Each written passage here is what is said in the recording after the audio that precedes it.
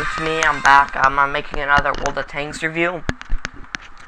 It's on something I think is a very interesting tank destroyer. This thing. The TD UE57. I'm just going to refer to it as the 57. This vehicle holds a few records, believe it or not. It holds the tank records. First thing is the weight. This is the lightest vehicle in the game. Mine's fully kitted out and only weighs 3 tons. This thing is absolutely awful at ramming. You will almost certainly come out worse, and there's a good chance you'll die too. Whatever you do, stop anyone from ramming you in this thing. Drive back up, shoot them in the tracks, anything. Another world record this thing holds. I'm not sure about the Alexos. I've heard different reports, but I know for the fact that this thing holds the record for the greatest camo value in the game at 26.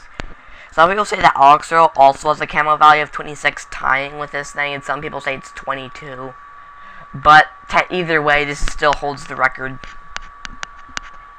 You might share it, might not share it with Alexo. Either way, this thing's camo is ridiculous. I've stood 60 meters away from the majority of the tanks I fight, and they haven't seen me. As long as I don't fire, as long as I have my camo up, as long as I have my camo nets working, as long as I have all of my camo at max, this thing can get very close to its enemy without being seen. Then the moment you move or fire, your camo goes down, and they'll spot you. So, if you're trying to hide, you find a place that enemies won't look for you, and you can, and so that ridiculous camouflage is good. And it has a ridiculous signal range, view range as well. So this thing is amazing at spotting targets. I've spotted decent amounts of targets in tier 10 games, in platoons, and I would spot them before they even spot me. Alright, let's look at the gun, which most tank destroyers are all about the gun. You have two choices. The stock gun, which isn't terrible, it's a good stock gun. Ridiculous rate of fire, penetration is not that good, damage isn't that good, accuracy is good, and the aiming time is great. But that's just the training gun for this. The 6-pounder 18 Mark IV. 21 rounds a minute. It has a slow rate of fire. Far superior penetration. That penetration is ridiculous. This premium ammo, I've gotten penetrated to the sides of mouses with it. It's that good with this premium ammo. The damage is better, but still not great. The accuracy is slightly worse, and the aiming time slightly worse. Well, this aiming time and that accuracy still more good enough to get the job done. Whichever one floats your boat. If you want a fast-firing gun that's more accurate, you go for the default, and if you want to go with a little more alpha, but a little more nerfs, I'd say go with the 6-pounder. I prefer the 6-pounder, just because, the accuracy's, worth the extra damage and penetration. Hit points, 150. This thing has practically no hit points. I'm pretty sure this holds the lowest hit points, and this thing is tiny too, so this might even be the smallest vehicle in the game. Yeah, it's even smaller than a Panzer 1C. Or a T2 light tank. And speed limit 36. That's okay for an SPG. It's not great. It's not terrible.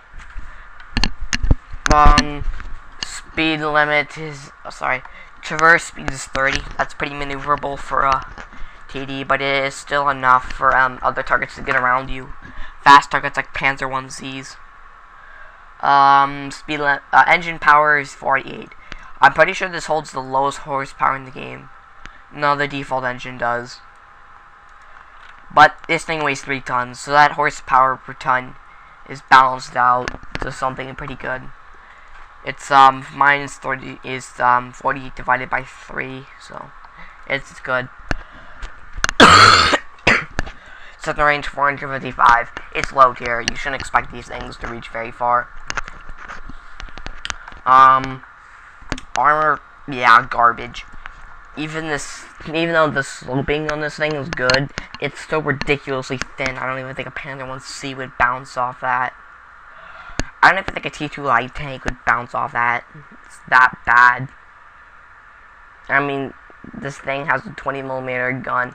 This is 9mm armor. It can't it can't even fully overlay anything. And if it doesn't do that, it's gonna go through because this armor is complete rubbish. Don't expect anything to bounce on this thing. If you're trying to bounce shots from this thing, you're doing it wrong. You're doing it very wrong.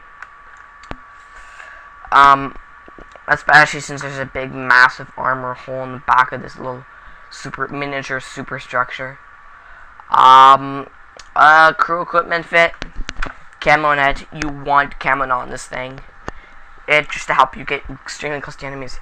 Either binocs or coated optics. I'd recommend binocs, biodex, or coated optics lying around, so I just threw that on.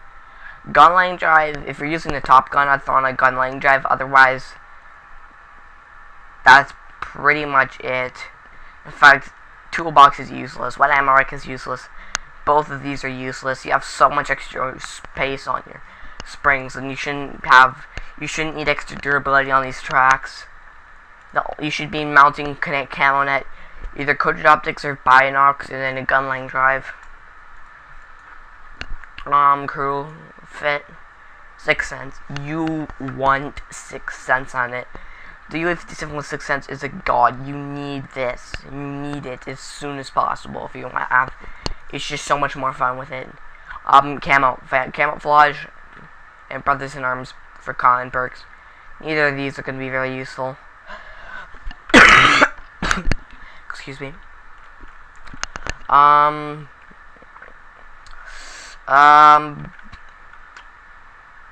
Recon isn't a bad idea. Eagle Eye isn't a bad idea. Social awareness. Signal boosting.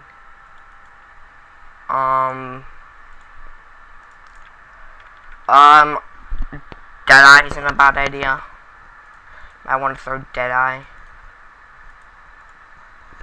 I wouldn't recommend off-road driving on this thing, simply because of how ridiculously thin it is. So, this thing is tear. I would recommend clutch braking and smooth ride maybe.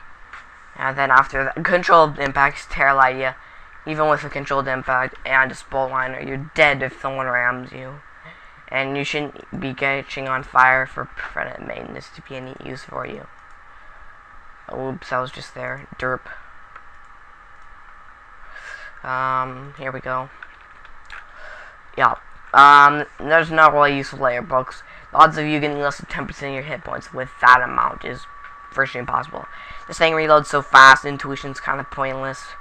And safe storage is pointless too. So just start loading common perks on this thing.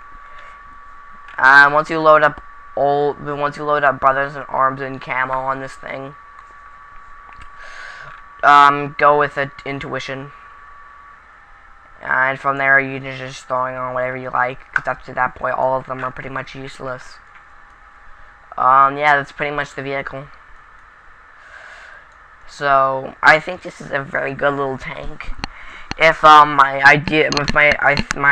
information is confirmed that the Alexor has the same camouflage value of this thing, I might buy that as well. Simply because I love camo, and this thing's camo is utterly ridiculous. If you're like 100 meters away and you stand completely still with a camo net and trained crew, they're not gonna see you. They're never going to find you. You can just hide as well as you please. They have to get within 70 meters at best. If with a 420V range, they'd have to get with at least 150 meters or something. I want to do a test on this thing. I'll see how close you have to, for them to have to get with this thing fully trained. Yeah, that's pretty much the vehicle. Bye.